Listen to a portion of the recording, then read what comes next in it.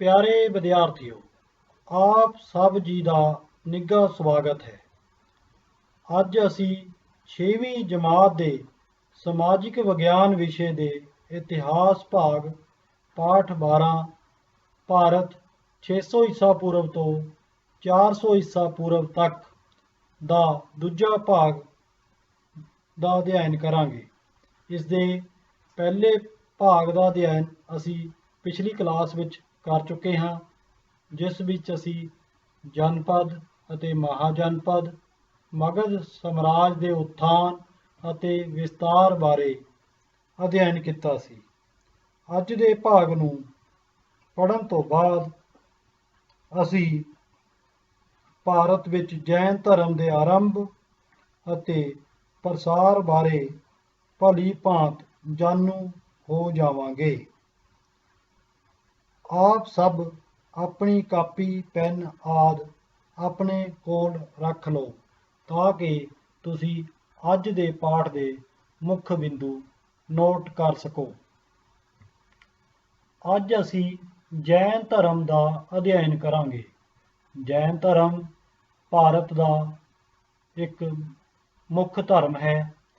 ਭਾਰਤ ਦੇ ਬਹੁਤ ਸਾਰੇ ਲੋਕ ਇਸ ਧਰਮ ਨੂੰ ਮੰਨਦੇ ਹਨ। ਇਸ ਧਰਮ ਦੇ ਬਾਰੇ ਅੱਜ ਅਸੀਂ ਵਿਸਤਾਰ ਨਾਲ ਪੜ੍ਹਾਂਗੇ, ਜਿਸ ਵਿੱਚ ਇਸ ਧਰਮ ਦੇ ਪ੍ਰਵਰਤਕ, ਇਸ ਧਰਮ ਦੇ ਨਿਯਮ, ਇਸ ਧਰਮ ਦੀਆਂ ਸਿੱਖਿਆਵਾਂ ਅਤੇ ਉਹਨਾਂ ਦਾ ਸਮਾਜ ਵਿੱਚ ਪਿਆ ਪ੍ਰਭਾਵ ਸਭ ਕੁਝ ਵਿਸਤਾਰ ਨਾਲ ਪੜ੍ਹਨ ਦੀ ਕੋਸ਼ਿਸ਼ ਕਰਾਂਗੇ। ਜੈਨ ਧਰਮ ਭਾਰਤ ਦਾ ਪ੍ਰਾਚੀਨ, ਸੁਤੰਤਰ ਅਤੇ ਵਿਗਿਆਨਕ ਧਰਮ ਹੈ। ਇਸ ਧਰਮ ਦੇ ਪਹਿਲੇ ਸੰਸਥਾਪਕ ਭਗਵਾਨ ਰਿਸ਼ਵਦੇਵ ਸਨ। ਇਹਨਾਂ ਨੂੰ ਤੀਰਥੰਕਰ ਵੀ ਕਿਹਾ ਗਿਆ ਹੈ। ਜੈਨ ਧਰਮ ਦੇ ਕੁੱਲ 24 ਤੀਰਥੰਕਰ ਹੋਏ ਹਨ। ਭਗਵਾਨ ਪਾਰਸ਼ਨਾਥ ਨੂੰ 23ਵੇਂ ਅਤੇ ਭਗਵਾਨ ਮਹਾਵੀਰ ਸਵਾਮੀ ਜੀ ਨੂੰ 24ਵੇਂ ਤੀਰਥੰਕਰ ਹੋਣ ਦਾ ਗੌਰਵ ਪ੍ਰਾਪਤ ਹੈ। ਸਕਰੀਨ ਤੇ ਤੁਹਾਡੇ ਸਾਹਮਣੇ ਦੋ ਤਸਵੀਰਾਂ ਦਿਖਾਈ ਦੇ ਰਹੀਆਂ ਹਨ। ਇਹਨਾਂ ਵਿੱਚੋਂ ਜੋ ਪਹਿਲੀ ਤਸਵੀਰ ਹੈ ਉਹ ਰਿਸ਼ਵਦੇਵ ਭਗਵਾਨ ਦੀ ਹੈ, ਜੋ ਕਿ ਜੈਨ ਧਰਮ ਦੇ ਪਹਿਲੇ ਤੀਰਥੰਕਰ ਸਨ। ਦੂਜੀ ਤਸਵੀਰ ਮਹਾਵੀਰ ਸਵਾਮੀ ਜੀ ਦੀ ਹੈ, ਜੋ ਕਿ ਜੈਨ ਧਰਮ ਦੇ 24ਵੇਂ ਤੀਰਥੰਕਰ ਹੋਏ ਹਨ।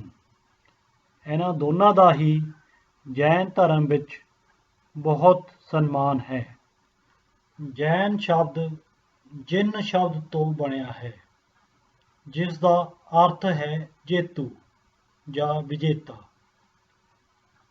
ਇਹ ਮੰਨਿਆ ਗਿਆ ਹੈ ਕਿ ਜੈਨ ਧਰਮ ਦੇ ਲੋਕ ਆਪਣੇ ਇੰਦਰੀਆਂ ਉੱਤੇ ਕਾਬੂ ਪਾ ਲੈਂਦੇ ਹਨ, ਆਪਣੀ ਇੱਛਾਵਾਂ ਉੱਤੇ ਕਾਬੂ ਪਾ ਕੇ ਧਰਮ ਨੂੰ ਅੱਗੇ ਵਧਾਉਂਦੇ ਹਨ। ਇਸੇ ਕਰਕੇ ਉਹਨਾਂ ਨੂੰ ਜੈਨ ਕਿਹਾ ਗਿਆ ਹੈ। ਭਾਰਤੀ ਇਤਿਹਾਸ ਦਾ 600 ਈਸਾ ਪੂਰਵ ਦਾ ਸਮਾਂ ਬਹੁਤ ਮਹੱਤਵਪੂਰਨ ਹੈ। ਇਸ ਕਾਲ ਵਿੱਚ ਮਹਾਵੀਰ ਸਵਾਮੀ ਜੀ ਦਾ ਜਨਮ ਵੈਸ਼ਾਲੀ ਦੇ ਨੇੜੇ ਕੁੰਡਨਪੁਰ ਨਗਰ, ਬਿਹਾਰ ਵਿੱਚ ਹੋਇਆ ਸੀ। ਇਹਨਾਂ ਦੇ ਪਿਤਾ ਦਾ ਨਾਮ ਰਾਜਾ ਸਿਧਾਰਥ ਅਤੇ ਮਾਤਾ ਦਾ ਨਾਮ ਤ੍ਰਿਸ਼ਲਾ ਰਾਣੀ ਸੀ। ਉਹ ਇੱਕ ਰਾਜਾ ਸਨ। ਸਕਰੀਨ ਤੇ ਤੁਹਾਨੂੰ ਜੋ ਤਸਵੀਰਾਂ ਦਿਖਾਈ ਦੇ ਰਹੀਆਂ ਹਨ ਉਹ ਮਹਾਵੀਰ ਸਵਾਮੀ ਦੇ ਬਚਪਨ ਦੀਆਂ ਤਸਵੀਰਾਂ ਹਨ। ਇਹਨਾਂ ਤਸਵੀਰਾਂ ਨੂੰ ਦੇਖ ਕੇ ਸਾਨੂੰ ਪਤਾ ਲੱਗਦਾ ਹੈ ਕਿ ਉਹ ਆਪਣੇ ਮਾਤਾ ਪਿਤਾ ਦੇ ਬਹੁਤ ਜ਼ਿਆਦਾ ਲਾਡਲੇ ਸਨ। ਉਹਨਾਂ ਲਈ ਭੋਗ ਵਿਲਾਸ ਦੇ ਸਾਰੇ ਸਾਧਨਾਂ ਦਾ ਭਰਪੂਰ ਪ੍ਰਬੰਧ ਕੀਤਾ ਗਿਆ ਸੀ। ਨਾਚ, ਗਾਣੇ, ਮਨੋਰੰਜਨ ਦੇ ਸਾਰੇ ਸਾਧਨ ਉਹਨਾਂ ਨੂੰ ਉਪਲਬਧ ਸਨ। ਬਹੁਤ ਸਾਰੇ ਦਾਸ ਦਾਸੀਆਂ ਉਹਨਾਂ ਦੀ ਸੇਵਾ ਵਿੱਚ ਹਮੇਸ਼ਾ ਹਾਜ਼ਰ ਰਹਿੰਦੇ ਸਨ, ਪਰੰਤੂ ਉਹਨਾਂ ਦਾ ਧਿਆਨ ਇਹਨਾਂ ਸੁੱਖ ਸੁਵਿਧਾ ਵਿੱਚ ਬੰਨ੍ਹ ਕੇ ਰੱਖਣਾ ਔਖਾ ਹੋ ਰਿਹਾ ਸੀ।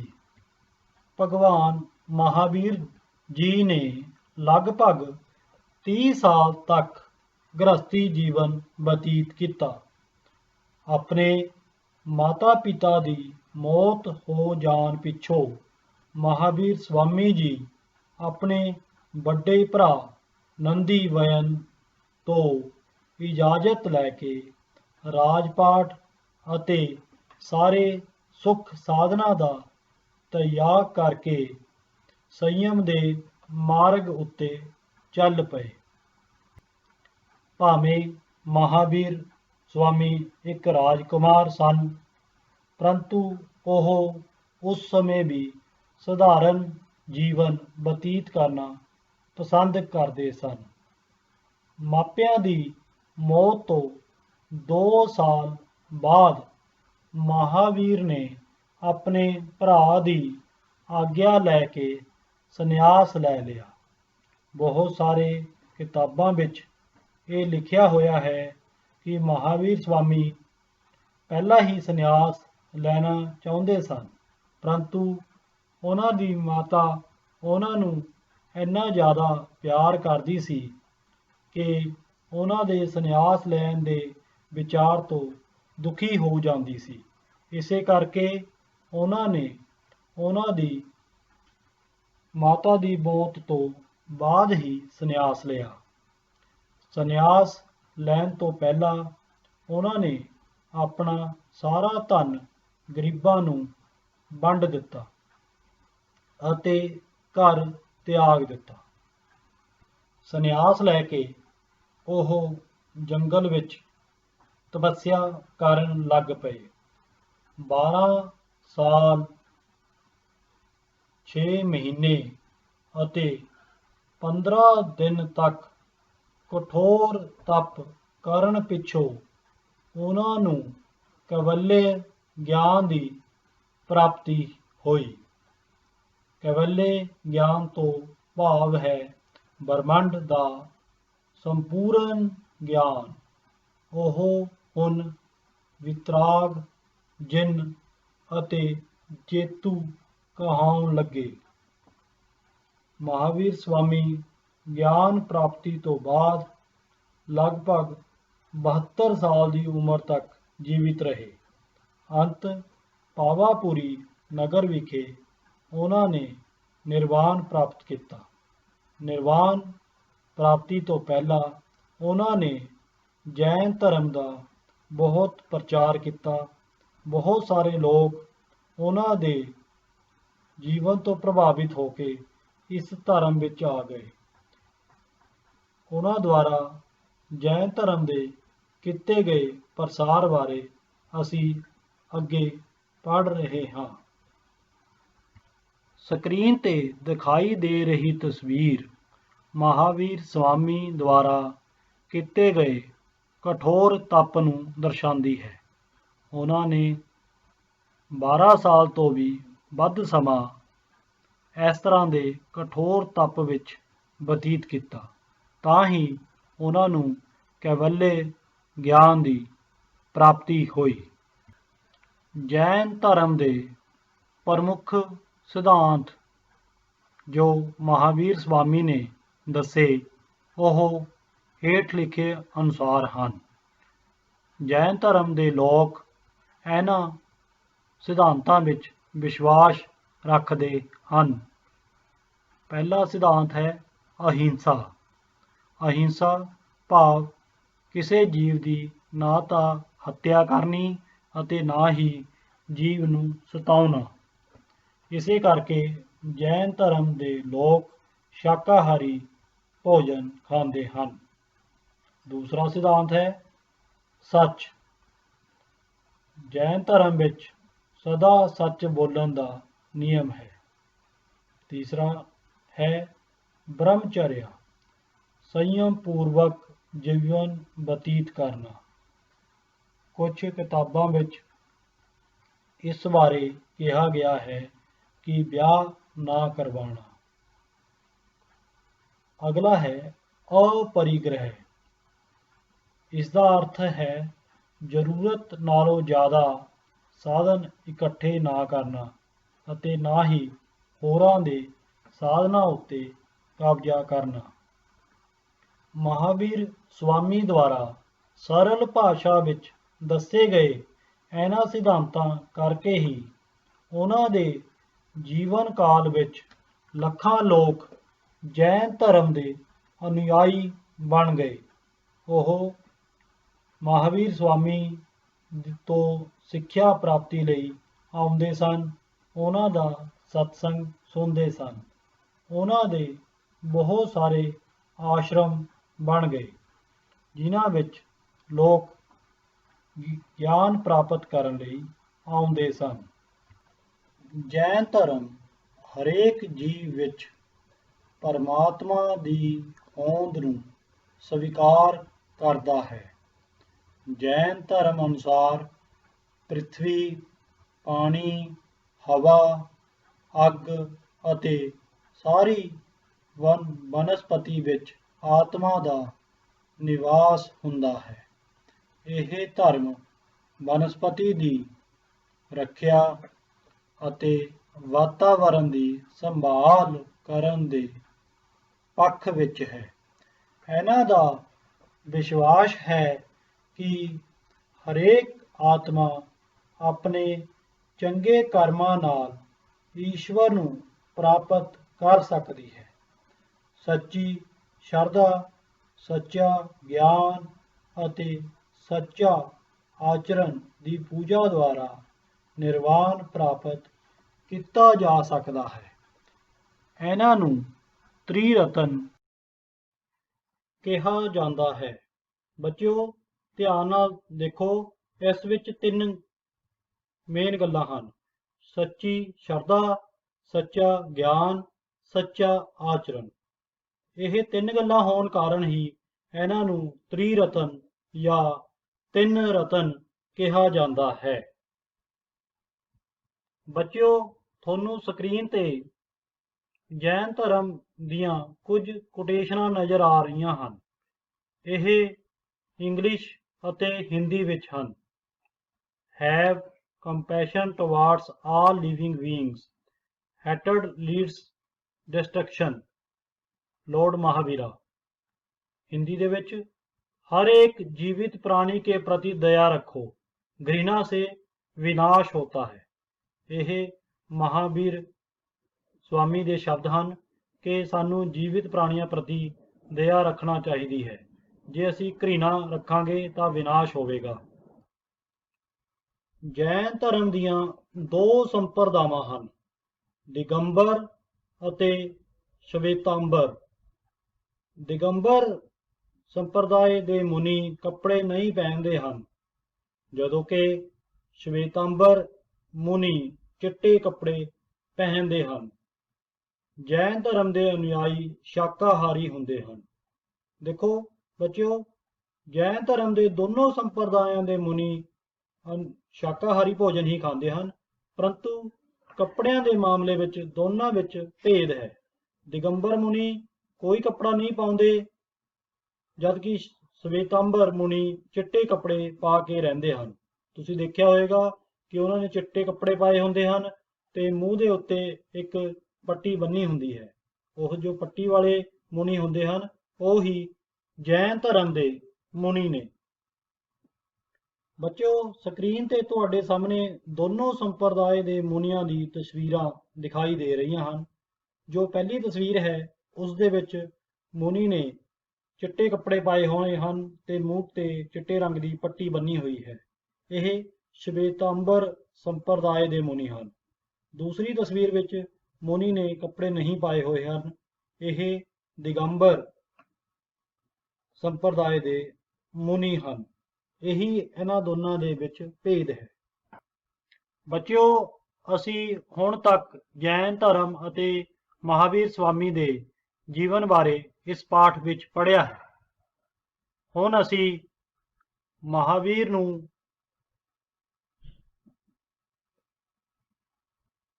ਬੱਚਿਓ, ਹੁਣ ਤੱਕ ਅਸੀਂ ਇਸ ਪਾਠ ਵਿੱਚ ਮਹਾਵੀਰ ਜੈਨ ਅਤੇ ਜੈਨ ਧਰਮ ਦੇ ਬਾਰੇ ਪੜ੍ਹਿਆ ਹੈ।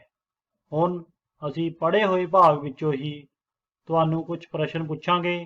ਤੁਸੀਂ ਪਾਠ ਦੇ ਆਧਾਰ ਤੇ ਹੀ ਇਹਨਾਂ ਪ੍ਰਸ਼ਨਾਂ ਦੇ ਉੱਤਰ ਦੇਣੇ ਹਨ। ਪਹਿਲਾ ਪ੍ਰਸ਼ਨ ਹੈ, ਮਹਾਵੀਰ ਨੂੰ ਗਿਆਨ ਪ੍ਰਾਪਤੀ ਕਿਵੇਂ ਹੋਈ? ਪਾਠ ਦੇ ਆਧਾਰ ਤੇ ਆਪੇ ਇਸ ਪ੍ਰਸ਼ਨ ਦਾ ਉੱਤਰ ਦੇਵਾਂਗੇ ਕਿ ਮਹਾਵੀਰ ਸਵਾਮੀ ਨੇ 12 ਸਾਲ ਸਖਤ ਅਤੇ ਇਕੱਲੇ ਜੀਵਨ ਬਤੀਤ ਕੀਤਾ, ਜਿਸ ਦੇ ਅੰਤ ਵਿੱਚ ਉਹਨਾਂ ਨੂੰ ਗਿਆਨ ਪ੍ਰਾਪਤ ਹੋਇਆ। ਤੁਸੀਂ ਸਮਝ ਸਕਦੇ ਹੋ ਕਿ 12 ਸਾਲ ਇਕੱਲੇ ਰਹਿਣਾ ਤੇ ਤਪੱਸਿਆ ਕਰਦੇ ਰਹਿਣਾ ਕਿੰਨਾ ਮੁਸ਼ਕਲ ਹੈ। ਇੰਨੇ ਕਠੋਰ ਜੀਵਨ ਤੋਂ ਬਾਅਦ ਹੀ ਉਹਨਾਂ ਨੂੰ ਗਿਆਨ ਦੀ ਪ੍ਰਾਪਤੀ ਹੋਈ। ਅਗਲਾ ਪ੍ਰਸ਼ਨ ਹੈ, ਜੈਨ ਧਰਮ ਦੇ ਉਪਦੇਸ਼ ਦਾ ਪ੍ਰਚਾਰ ਕਿਸ ਭਾਸ਼ਾ ਵਿੱਚ ਕੀਤਾ ਗਿਆ ਸੀ? ਉੱਤਰ ਹੈ, ਜੈਨ ਧਰਮ ਦੀ ਸਿੱਖਿਆ ਦਾ ਪ੍ਰਚਾਰ ਪ੍ਰਾਕ੍ਰਿਤ ਭਾਸ਼ਾ ਵਿੱਚ ਕੀਤਾ ਗਿਆ ਸੀ। ਪ੍ਰਾਕ੍ਰਿਤ ਭਾਸ਼ਾ ਉਸ ਸਮੇਂ ਦੀ ਆਮ ਬੋਲਚਾਲ ਦੀ ਭਾਸ਼ਾ ਸੀ ਤੇ ਸਾਰੇ ਲੋਕ ਇਹੀ ਭਾਸ਼ਾ ਬੋਲਦੇ ਸਨ। ਇਸੇ ਕਰਕੇ ਮਹਾਵੀਰ ਸਵਾਮੀ ਨੇ ਇਸ ਭਾਸ਼ਾ ਵਿੱਚ ਹੀ ਪ੍ਰਚਾਰ ਕੀਤਾ ਤਾਂ ਕਿ ਆਮ ਲੋਕਾਂ ਨੂੰ ਉਹਨਾਂ ਦੀਆਂ ਗੱਲਾਂ ਸਮਝ ਆ ਸਕਣ। ਅਗਲਾ ਪ੍ਰਸ਼ਨ ਹੈ, 4 ਆਸ਼ਰਮ ਕਿਹੜੇ ਹਨ? ਮਨੁੱਖ ਜੀਵਨ ਨੂੰ 4 ਆਸ਼ਰਮ ਵਿੱਚ ਵੰਡ ਕੇ ਉਸ ਦੇ ਵਿਕਾਸ ਬਾਰੇ ਦੱਸਿਆ ਗਿਆ ਹੈ। ਉਹ 4 ਆਸ਼ਰਮ ਹਨ, ਬ੍ਰਹਮਚਾਰਿਆ, ਗ੍ਰਹਸਥ, ਵਾਨਪ੍ਰਸਥ ਅਤੇ ਸੰਨਿਆਸ। ਬ੍ਰਹਮਚਾਰਿਆ ਮਨੁੱਖੀ ਜੀਵਨ ਦਾ ਪਹਿਲਾ ਆਸ਼ਰਮ ਹੈ। ਇਸ ਵਿੱਚ ਵਿਅਕਤੀ ਬਚਪਨ ਤੋਂ ਲੈ ਕੇ ਜਵਾਨੀ ਤੱਕ ਰਹਿੰਦਾ ਹੈ ਅਤੇ ਸੰਯਮ ਦਾ ਜੀਵਨ ਬਤੀਤ ਕਰਦੇ ਹੋਏ ਸਿੱਖਿਆ ਪ੍ਰਾਪਤ ਕਰਦਾ ਹੈ। ਦੂਸਰਾ ਵਿੱਚ ਜਵਾਨੀ ਸਮੇਂ ਵਿਅਕਤੀ ਵਿਆਹ ਤੋਂ ਬਾਅਦ ਗ੍ਰਹਸਥੀ ਨਾਲ ਰਹਿੰਦਾ ਹੈ ਅਤੇ ਆਪਣੇ ਪਰਿਵਾਰ ਨਾਲ ਰਹਿੰਦਾ ਹੋਇਆ ਆਪਣੇ ਕੰਮਕਾਰ ਦੇ ਸਾਧਨਾਂ ਤੋਂ ਕਮਾਈ ਕਰਦਾ ਹੋਇਆ ਆਪਣੇ ਪਰਿਵਾਰ ਅਤੇ ਬੱਚਿਆਂ ਨਾਲ ਰਹਿ ਕੇ ਗੁਜ਼ਾਰਾ ਕਰਦਾ ਹੈ। ਤੀਸਰਾ ਆਸ਼ਰਮ ਹੈ ਵਾਨਪ੍ਰਸਥ। ਵਾਨਪ੍ਰਸਥ ਆਸ਼ਰਮ ਵਿੱਚ ਵਿਅਕਤੀ ਪਰਿਵਾਰ ਵਿੱਚ ਰਹਿੰਦਾ ਹੋਇਆ ਹੀ ਸਮਾਜ ਦੀ ਭਲਾਈ ਲਈ ਕੰਮ ਕਰਦਾ ਹੈ। ਚੌਥਾ ਆਸ਼ਰਮ ਹੈ ਸੰਨਿਆਸ। ਇਸ ਵਿੱਚ ਵਿਅਕਤੀ ਆਪਣਾ ਘਰ ਪਰਿਵਾਰ ਤੇ ਜਾਇਦਾਦ ਨੂੰ ਤਿਆਗ ਕੇ ਜੰਗਲ ਵਿੱਚ ਜਾ ਕੇ ਇਕੱਲੇ ਰਹਿ ਕੇ ਤਪੱਸਿਆ ਕਰਦਾ ਹੈ। ਇਸੇ ਨੂੰ ਸੰਨਿਆਸ ਕਿਹਾ ਗਿਆ ਹੈ। ਬੱਚਿਓ, ਹੁਣ ਅਸੀਂ ਜਿਹੜਾ ਪਾਠ ਪੜ੍ਹਿਆ ਹੈ ਉਸ ਦੇ ਮੁੱਖ ਬਿੰਦੂਆਂ ਦੀ ਦੁਹਰਾਈ ਕਰਾਂਗੇ। ਜੈਨ ਧਰਮ ਦੇ ਕੁੱਲ 24 ਤੀਰਥੰਕਰ ਹੋਏ ਹਨ। ਭਗਵਾਨ ਪਾਰਸਨਾਥ ਨੂੰ 23ਵੇਂ ਅਤੇ ਭਗਵਾਨ ਮਹਾਵੀਰ ਨੂੰ 24ਵੇਂ ਤੀਰਥੰਕਰ ਹੋਣ ਦਾ ਗੌਰਵ ਪ੍ਰਾਪਤ ਹੈ। ਇਸ ਧਰਮ ਦੇ ਪਹਿਲੇ ਸੰਸਥਾਪਕ ਭਗਵਾਨ ਰਿਸ਼ਭਦੇਵ ਸਨ। ਮਹਾਵੀਰ ਸਵਾਮੀ ਜੋ ਜੈਨ ਧਰਮ ਦੇ 24ਵੇਂ ਤੀਰਥੰਕਰ ਸਨ, ਉਹਨਾਂ ਦਾ ਜਨਮ ਵੈਸ਼ਾਲੀ ਦੇ ਨੇੜੇ ਕੁੰਡਨਪੁਰ ਨਗਰ ਬਿਹਾਰ ਵਿੱਚ ਹੋਇਆ ਸੀ। ਇਹਨਾਂ ਦੇ ਪਿਤਾ ਦਾ ਨਾਮ ਰਾਜਾ ਸਿਧਾਰਥ ਅਤੇ ਮਾਤਾ ਦਾ ਨਾਮ ਤ੍ਰਿਸ਼ਲਾ ਰਾਣੀ ਸੀ। ਇਹ ਗੱਲਾਂ ਨੂੰ ਤੁਸੀਂ ਦੁਹਰਾਉਣਾ ਹੈ ਤੇ ਯਾਦ ਰੱਖਣਾ ਹੈ ਕਿ ਪਹਿਲੇ ਸੰਸਥਾਪਕ ਕੌਣ ਸੀ, 23ਵੇਂ ਤੀਰਥੰਕਰ ਕੌਣ ਸੀ, 24ਵੇਂ ਤੀਰਥੰਕਰ ਕੌਣ ਸੀ ਤੇ 24ਵੇਂ ਤੀਰਥੰਕਰ ਮਹਾਵੀਰ ਸਵਾਮੀ ਦਾ ਜਨਮ ਕਿੱਥੇ ਹੋਇਆ ਸੀ, ਉਹਨਾਂ ਦੇ ਪਿਤਾ ਦਾ ਕੀ ਨਾਂ ਸੀ ਉਹਨਾਂ ਦੀ ਮਾਤਾ ਦਾ ਕੀ ਨਾਂ ਸੀ। ਇਹਨਾਂ ਬਾਰੇ ਪ੍ਰੀਖਿਆ ਸਮੇਂ ਛੋਟੇ ਪ੍ਰਸ਼ਨ ਪੁੱਛੇ ਜਾ ਸਕਦੇ ਹਨ, ਇਸ ਕਰਕੇ ਤੁਸੀਂ ਇਹਨਾਂ ਨੂੰ ਪੜ੍ਹ ਕੇ ਚੰਗੀ ਤਰ੍ਹਾਂ ਯਾਦ ਕਰਨਾ ਹੈ। 12 ਸਾਲ 6 ਮਹੀਨੇ ਅਤੇ 15 ਦਿਨ ਤੱਕ ਕਠੋਰ ਤਪ ਕਰਨ ਪਿੱਛੋਂ ਉਹਨਾਂ ਨੂੰ ਕੈਵਲਯ ਗਿਆਨ ਦੀ ਪ੍ਰਾਪਤੀ ਹੋਈ, ਜਿਸ ਦਾ ਭਾਵ ਹੈ ਬ੍ਰਹਮੰਡ ਦਾ ਸੰਪੂਰਨ ਗਿਆਨ। ਮਹਾਵੀਰ ਸਵਾਮੀ ਨੇ 12 ਸਾਲ 6 ਮਹੀਨੇ 15 ਦਿਨ ਤੱਕ ਕਠੋਰ ਤਪੱਸਿਆ ਕੀਤੀ ਸੀ, ਜਿਸ ਤੋਂ ਬਾਅਦ ਉਹਨਾਂ ਨੂੰ ਕੈਵਲਯ ਗਿਆਨ ਦੀ ਪ੍ਰਾਪਤੀ ਹੋਈ ਸੀ। ਉਹਨਾਂ ਨੂੰ ਜਿਹੜਾ ਗਿਆਨ ਪ੍ਰਾਪਤ ਸੀ ਉਸ ਨੂੰ ਜੈਨ ਗ੍ਰੰਥਾਂ ਵਿੱਚ ਕੈਵਲਯ ਗਿਆਨ ਕਿਹਾ ਗਿਆ ਹੈ। ਕੈਵਲਯ ਗਿਆਨ ਦਾ ਅਰਥ ਹੈ ਬ੍ਰਹਮੰਡ ਦਾ ਸੰਪੂਰਨ ਗਿਆਨ। ਤੁਹਾਨੂੰ ਇਹ ਛੋਟਾ ਪ੍ਰਸ਼ਨ ਵੀ ਆ ਸਕਦਾ ਹੈ ਕਿ ਕੈਵਲਯ ਗਿਆਨ ਦਾ ਕੀ ਅਰਥ ਹੈ। ਇਸ ਦਾ ਭਾਵ ਹੈ ਬ੍ਰਹਮੰਡ ਦਾ ਸੰਪੂਰਨ ਗਿਆਨ। ਮਹਾਵੀਰ ਸਵਾਮੀ ਜੀ ਨੇ ਲਗਭਗ 72 ਸਾਲਾਂ ਦੀ ਉਮਰ ਵਿੱਚ ਪਾਵਾਪੂਰੀ ਨਗਰ ਵਿਖੇ ਨਿਰਵਾਣ ਪ੍ਰਾਪਤ ਕੀਤਾ। ਭਾਵ ਉਹਨਾਂ ਨੇ ਕੁੱਲ 72 ਸਾਲ ਦੀ ਉਮਰ ਭੋਗੀ। ਜੈਨ ਧਰਮ 5 ਪ੍ਰਮੁੱਖ ਸਿਧਾਂਤਾਂ ਵਿੱਚ ਵਿਸ਼ਵਾਸ ਰੱਖਦਾ ਹੈ। ਇਹਨਾਂ 5 ਸਿਧਾਂਤਾਂ ਦਾ ਵਰਣਨ ਅਸੀਂ ਪਾਠ ਦੇ ਦੌਰਾਨ ਕੀਤਾ ਹੈ। ਤੁਸੀਂ ਯਾਦ ਰੱਖਣਾ ਹੈ ਕਿ ਜੈਨ ਧਰਮ ਦੇ 5 ਪ੍ਰਮੁੱਖ ਸਿਧਾਂਤ ਹਨ। ਇਹਨਾਂ ਸਿਧਾਂਤਾਂ ਬਾਰੇ ਵੀ ਅਸੀਂ ਤੁਹਾਨੂੰ ਦੱਸ ਚੁੱਕੇ ਹਾਂ। ਤੁਸੀਂ ਕਾਪੀ ਤੇ 5 ਸਿਧਾਂਤ ਨੋਟ ਕਰਕੇ ਇਹਨਾਂ ਨੂੰ ਯਾਦ ਕਰਨਾ ਹੈ। ਜੈਨ ਧਰਮ ਦੀਆਂ 2 ਸੰਪਰਦਾਵਾਂ ਹਨ, ਦਿਗੰਬਰ ਅਤੇ ਸ਼ਵੇਤਾਂਬਰ। ਦਿਗੰਬਰ ਮੁਨੀ ਕੋਈ ਵੀ ਕੱਪੜਾ ਨਹੀਂ ਪਾਉਂਦੇ, ਜਦੋਂ ਕਿ ਸ਼ਵੇਤਾਂਬਰ ਸੰਪਰਦਾਇ ਦੇ ਮੁਨੀ ਚਿੱਟੇ ਕੱਪੜੇ ਪਾਉਂਦੇ ਹਨ ਅਤੇ ਮੂੰਹ ਤੇ ਪੱਟੀ ਬੰਨ੍ਹ ਕੇ ਰੱਖਦੇ ਹਨ। ਇਹੀ ਇਹਨਾਂ ਦੋਨਾਂ ਸੰਪਰਦਾਇਆਂ ਦਾ ਅੰਤਰ ਹੈ। ਹੁਣ ਬੱਚਿਓ, ਅਸੀਂ ਪਾਠ ਦੇ ਆਧਾਰ ਤੇ ਖਾਲੀ ਥਾਵਾਂ ਭਰਾਂਗੇ। ਪਹਿਲਾ ਖਾਲੀ ਥਾਂ ਹੈ ਮਹਾਵੀਰ ਸਵਾਮੀ ਦੇ ਬਚਪਨ ਦਾ ਨਾਂ ਡੈਸ਼ ਸੀ। ਅਸੀਂ ਪਾਠ ਦੇ ਆਰੰਭ ਵਿੱਚ ਹੀ ਉਹਨਾਂ ਦੇ ਜਨਮ ਅਤੇ ਬਚਪਨ ਬਾਰੇ ਪੜ੍ਹਿਆ ਸੀ। ਉਸ ਦੇ ਵਿੱਚ ਉਹਨਾਂ ਦੇ ਬਚਪਨ ਦਾ ਨਾਂ ਵੀ ਦੱਸਿਆ ਗਿਆ ਸੀ। ਤੁਸੀਂ ਉਸੇ ਆਧਾਰ ਤੇ ਇਹ ਦੱਸਣਾ ਹੈ ਕਿ ਉਹਨਾਂ ਦੇ ਬਚਪਨ ਦਾ ਨਾਂ ਕੀ ਸੀ। ਤੁਸੀਂ ਪਾਠ ਨੂੰ ਦੁਬਾਰਾ ਪੜ੍ਹ ਕੇ ਸ਼ੁਰੂ ਦੇ ਵਿੱਚੋਂ ਇਹ ਜਾਣਕਾਰੀ ਨੋਟ ਕਰ ਸਕਦੇ ਹੋ, ਕਿਉਂਕਿ ਮਹਾਵੀਰ ਸਵਾਮੀ ਤਾਂ ਉਹਨਾਂ ਦਾ ਬਾਅਦ ਦਾ ਨਾਮ ਹੈ। ਉਹਨਾਂ ਦੇ ਬਚਪਨ ਦਾ ਨਾਮ, ਆਰੰਭਿਕ ਨਾਮ ਕੀ ਹੈ, ਇਹ ਤੁਸੀਂ ਇਸ ਖਾਲੀ ਥਾਂ ਵਿੱਚ ਭਰਨਾ ਹੈ। ਸੋ ਧਿਆਨ ਨਾਲ ਲੱਭ ਕੇ ਤੁਸੀਂ ਇਸ ਨੂੰ ਭਰੋ।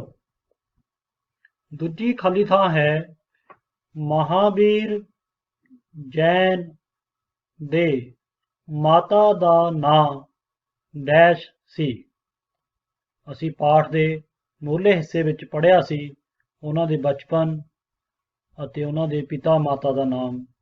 ਤੁਸੀਂ ਉਸੇ ਦੇ ਆਧਾਰ ਤੇ ਮਹਾਵੀਰ ਜੈਨ ਦੇ ਮਾਤਾ ਦਾ ਨਾਂ ਇਸ ਖਾਲੀ ਥਾਂ ਵਿੱਚ ਭਰਨਾ ਹੈ। ਆਪਾਂ ਬਹੁਤ ਹੀ ਡਿਟੇਲ ਵਿੱਚ ਪੜ੍ਹਿਆ ਸੀ ਕਿ ਉਹ ਆਪਣੇ ਮਾਤਾ ਪਿਤਾ ਨੂੰ ਬਹੁਤ ਪਿਆਰ ਕਰਦੇ ਸਨ। ਇਸੇ ਕਰਕੇ ਮਾਤਾ ਪਿਤਾ ਦੇ ਜੀਵਨ ਕਾਲ ਵਿੱਚ ਉਹਨਾਂ ਨੇ ਸੰਨਿਆਸ ਨਹੀਂ ਲਿਆ ਸੀ। ਮਾਤਾ ਅਤੇ ਪਿਤਾ ਦੀ ਮੌਤ ਤੋਂ 2 ਸਾਲ ਬਾਅਦ ਹੀ ਉਹਨਾਂ ਨੇ ਸੰਨਿਆਸ ਲਿਆ ਸੀ। ਤਾਂ ਉਸੇ ਹਿੱਸੇ ਵਿੱਚ ਆਪਾਂ ਨੇ ਉਹਨਾਂ ਦੀ ਮਾਤਾ ਦਾ ਨਾਮ ਵੀ ਪੜ੍ਹਿਆ ਸੀ। ਤਾਂ ਤੁਸੀਂ ਇਹ ਦੱਸਣਾ ਹੈ ਕਿ ਉਹਨਾਂ ਦੀ ਮਾਤਾ ਦਾ ਕੀ ਨਾਂ ਸੀ। ਇਸ ਨੂੰ ਬੜੇ ਧਿਆਨ ਨਾਲ ਭਰਨਾ ਹੈ, ਕੋਈ ਗਲਤੀ ਨਹੀਂ ਹੋਣੀ ਚਾਹੀਦੀ ਤੇ ਤੁਸੀਂ ਇਸ ਨੂੰ ਪ੍ਰੈਕਟਿਸ ਕਰਨੀ ਹੈ। ਤੀਜੀ ਖਾਲੀ ਥਾਂ ਹੈ ਮਹਾਵੀਰ ਸਵਾਮੀ ਜੈਨ ਧਰਮ ਦੇ ਕਿੰਨਵੇਂ ਤੀਰਥੰਕਰ ਸਨ। ਅਸੀਂ ਜੈਨ ਧਰਮ ਦੇ ਤੀਰਥੰਕਰਾਂ ਦੇ ਨਾਮ ਸ਼ੁਰੂ ਵਿੱਚ ਪੜ੍ਹਾਏ ਹਨ ਕਿ ਪਹਿਲੇ ਤੀਰਥੰਕਰ ਕੌਣ ਸੀ, 23ਵੇਂ ਤੀਰਥੰਕਰ ਕੌਣ ਸੀ, 24वें तीर्थंकर कौन सी, कुल किन्ने तीर्थंकर जैन धर्म ਵਿੱਚ ਹੋਏ ਹਨ। ਇਹ ਸਾਰਾ ਕੁਝ ਇਸ ਪਾਠ ਦੇ ਆਰੰਭ ਵਿੱਚ ਤੁਹਾਨੂੰ ਪੂਰੀ ਵਿਆਖਿਆ ਦੇ ਨਾਲ ਕਰਵਾਇਆ ਗਿਆ ਹੈ। ਉੱਥੇ ਹੀ ਇਹ ਵੀ ਦੱਸਿਆ ਗਿਆ ਹੈ ਵੀ ਮਹਾਵੀਰ ਜੈਨ ਧਰਮ ਦੇ ਕਿੰਨਵੇਂ ਤੀਰਥੰਕਰ ਸਨ। ਤਾਂ ਤੁਸੀਂ ਉੱਥੋਂ ਦੇਖ ਕੇ ਇਸ ਨੂੰ ਯਾਦ ਵੀ ਕਰਨਾ ਹੈ ਅਤੇ ਇੱਥੇ ਭਰਨਾ ਵੀ ਹੈ। ਇਸ ਤਰ੍ਹਾਂ ਦੇ ਛੋਟੇ ਪ੍ਰਸ਼ਨ ਪ੍ਰੀਖਿਆਵਾਂ ਵਿੱਚ ਆਮ ਪੁੱਛੇ ਜਾਂਦੇ ਹਨ। ਇਹ ਇੱਕ ਨੰਬਰ ਦੇ ਪ੍ਰਸ਼ਨ ਹੁੰਦੇ ਹਨ ਜਿਨ੍ਹਾਂ ਨੂੰ ਯਾਦ ਕਰਕੇ ਤੁਸੀਂ ਇਹ ਨੰਬਰ ਆਸਾਨੀ ਨਾਲ ਪ੍ਰਾਪਤ ਕਰ ਸਕਦੇ ਹੋ। ਇਹਨਾਂ ਛੋਟੀ ਗੱਲਾਂ ਨੂੰ ਯਾਦ ਕਰਕੇ ਤੁਸੀਂ ਇੱਕ ਨੰਬਰ ਲੈ ਕੇ ਆਪਣੇ ਪ੍ਰੀਖਿਆ ਵਿੱਚ ਨੰਬਰ ਵਧਾ ਸਕਦੇ ਹੋ। ਬਹੁਤ ਸਾਰੇ ਬੱਚੇ ਇਹਨਾਂ ਚੀਜ਼ਾਂ ਨੂੰ ਯਾਦ ਨਹੀਂ ਕਰਦੇ, ਇਸ ਕਰਕੇ ਉਹ ਆਪਣੇ ਨੰਬਰ ਖਰਾਬ ਕਰ ਲੈਂਦੇ ਹਨ। ਚੌਥਾ ਖਾਲੀ ਥਾਂ ਹੈ ਜੈਨ ਧਰਮ ਦੇ ਡੈਸ਼ ਅਤੇ ਡੈਸ਼ ਦੋ ਸੰਪਰਦਾਵਾਂ ਹਨ। ਅਸੀਂ ਇਸ ਪਾਠ ਵਿੱਚ ਜੈਨ ਧਰਮ ਦੇ ਦੋ ਸੰਪਰਦਾਏ ਬਾਰੇ ਪੜ੍ਹਿਆ ਹੈ। ਅਸੀਂ ਛੋਟੇ ਪ੍ਰਸ਼ਨਾਂ ਵਿੱਚ ਵੀ ਇਹਨਾਂ ਦੋਨਾਂ ਸੰਪਰਦਾਇਆਂ ਦੀ ਡਿਟੇਲ ਵਿੱਚ ਵਿਆਖਿਆ ਕੀਤੀ ਹੈ। ਇਹਨਾਂ ਦੇ ਆਧਾਰ ਤੇ ਤੁਸੀਂ ਇਹ ਦੋਨੇ ਸੰਪਰਦਾਇਆਂ ਦੇ ਨਾਮ ਭਰਨੇ ਹਨ। ਮੈਂ ਹੁਣੇ ਤੁਹਾਨੂੰ ਪਾਠ ਵਿੱਚ ਦੱਸ ਕੇ ਹਟਿਆ ਹਾਂ ਕਿ ਜੈਨ ਧਰਮ ਦੇ ਇੱਕ ਸੰਪਰਦਾਇ ਦੇ ਲੋਕ ਕੱਪੜੇ ਨਹੀਂ ਪਹਿਨਦੇ ਸਨ। ਤੁਸੀਂ ਪਹਿਲੇ ਵਿੱਚ ਉਸ ਸੰਪਰਦਾਇ ਦਾ ਨਾਮ ਭਰਨਾ ਹੈ। ਦੂਸਰੇ ਸੰਪਰਦਾਇ ਦੇ ਲੋਕ ਚਿੱਟੇ ਸਫੇਦ ਕੱਪੜੇ ਪਾਉਂਦੇ ਸਨ ਅਤੇ ਮੂੰਹ ਤੇ ਪੱਟੀ ਬੰਨ੍ਹਦੇ ਸਨ। ਤੁਸੀਂ ਉਸ ਸੰਪਰਦਾਇ ਦਾ ਨਾਮ ਦੂਜੇ ਖਾਲੀ ਥਾਂ ਵਿੱਚ ਭਰਨਾ ਹੈ। ਇਹਨਾਂ ਦੋਨਾਂ ਸੰਪਰਦਾਇਆਂ ਦੇ ਨਾਮ ਭਰ ਕੇ ਤੁਸੀਂ ਉਹਨਾਂ ਨੂੰ ਯਾਦ ਕਰਨਾ ਹੈ। ਇਸ ਤਰ੍ਹਾਂ ਦੇ ਪ੍ਰਸ਼ਨ ਖਾਲੀ ਥਾਵਾਂ ਅਤੇ ਛੋਟੇ ਪ੍ਰਸ਼ਨਾਂ ਦੇ ਰੂਪ ਵਿੱਚ ਅਕਸਰ ਪੇਪਰਾਂ ਵਿੱਚ ਆਉਂਦੇ ਹਨ। ਇਸ ਕਰਕੇ ਇਹਨਾਂ ਨੂੰ ਭਰਨ ਵਿੱਚ ਤੁਸੀਂ ਕੋਈ ਗਲਤੀ ਨਹੀਂ ਕਰਨੀ। ਇਹਨਾਂ ਦੀਆਂ ਭੇਦ ਅਤੇ ਵਿਸ਼ੇਸ਼ਤਾਵਾਂ ਵੀ ਤੁਸੀਂ ਯਾਦ ਕਰ ਸਕਦੇ ਹੋ ਤਾਂ ਕਿ ਜੇ ਥੋੜ੍ਹੀ ਵਿਆਖਿਆ ਵਿੱਚ ਇਹਨਾਂ ਦੋਨਾਂ ਸੰਪਰਦਾਇਆਂ ਦੇ ਅੰਤਰ ਬਾਰੇ ਤੁਹਾਨੂੰ ਪੁੱਛਿਆ ਜਾਵੇ ਤਾਂ ਉਹ ਵੀ ਤੁਹਾਨੂੰ ਪਤਾ ਹੋਵੇ। ਬੱਚਿਓ, ਇਹ ਬੁੱਧ ਧਰਮ ਤੇ ਜੈਨ ਧਰਮ ਤੇ ਮਹਾਜਨਪਦਾਂ ਨਾਲ ਸੰਬੰਧਿਤ 12ਵਾਂ ਪਾਠ ਹੈ। ਅਸੀਂ ਇਸ ਦੇ ਦੋ ਭਾਗ ਹੁਣ ਤੱਕ ਤੁਹਾਨੂੰ ਪੜ੍ਹਾ ਚੁੱਕੇ ਹਾਂ, ਜਿਸ ਵਿੱਚ ਮਹਾਜਨਪਦਾਂ ਬਾਰੇ, ਮਗਧ ਸਾਮਰਾਜ ਬਾਰੇ ਅਤੇ ਜੈਨ ਧਰਮ ਬਾਰੇ ਅਸੀਂ ਪੂਰੀ ਡਿਟੇਲ ਨਾਲ ਤੁਹਾਨੂੰ ਦੋ ਭਾਗਾਂ ਵਿੱਚ ਪੜ੍ਹਾਇਆ ਹੈ। ਅਗਲੇ ਭਾਗ ਵਿੱਚ ਅਸੀਂ ਤੁਹਾਨੂੰ ਬੁੱਧ ਧਰਮ ਦੇ ਬਾਰੇ ਡਿਟੇਲ ਵਿੱਚ ਪੜ੍ਹਾਵਾਂਗੇ। ਉਸ ਭਾਗ ਤੋਂ ਪਹਿਲਾਂ ਤੁਸੀਂ ਇਸ ਪਾਠ ਨੂੰ ਆਪ ਪੜ੍ਹਨ ਦੀ ਪ੍ਰੈਕਟਿਸ ਕਰੋ ਤਾਂ ਕਿ ਤੁਹਾਨੂੰ ਖੁਦ ਪੜ੍ਹਨ ਦੀ ਆਦਤ ਪਵੇ ਅਤੇ ਤੁਸੀਂ ਯਾਦ ਕਰ ਸਕੋ।